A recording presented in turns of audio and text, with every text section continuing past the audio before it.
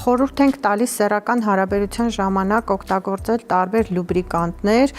դե երևի դուք ինձ հետ կհամաձայնվեք, որ այս պարագայում ջրայինը ավելի ճիշտ են, ճիշտ է իրանք կարճ են ազդում, բայց ավելի անվնաս են, ասենք տարբեր գույներ համեր այո,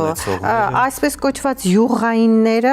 իրենք քայքայում են ուրեմն պահպանակը, նաև հեշտոցի լորձաթաղանթը ու եթե մենք գործ ունենք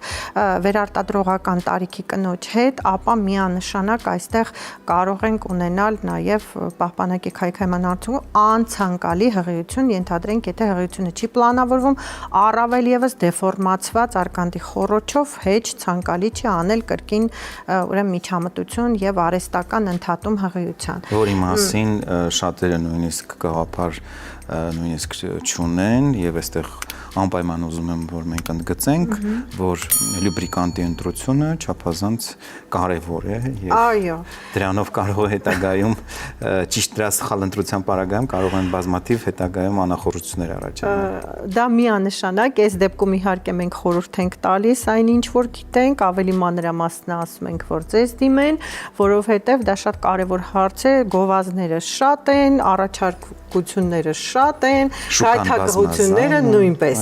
Եթե խոսում ենք ուրեմն վիրահատական միջամտությունների մասին, ապա այստեղ կարող ենք ունենալ տարբեր միջամտություններ, հա, դա կլինի արգանդի միոման սնուցող անոթների էմբոլիզացիան, եւ որ ասենք անոթները ուրեմն ոնց որ կոպիտ ասած փակվում են, սնուցումը դադարում է, միոման ժամանակի ընթացքում ինքն իրան սկսում է փոքրանալ, դա մի դեպքում, երբ որ դրա ցուցումը կա, ունենք դեպքեր, որոնց որ մեծ արգանդի միոմաները սրանով իհարկե չեն բուժվի, այստեղ կատարվում են թե լապարասկոպիկ, թե լապարատոմիկ միջամտություններ, այսինքն միոմաների հեռացում, այնուամենայնիվ որն էլ լինի վիրահատական միջամտություններից, կախված նրանից թե որ մեթոդն է, կնոջը պահանջվում է վերականգնողական 1-2 ամիս, որի ընթացքում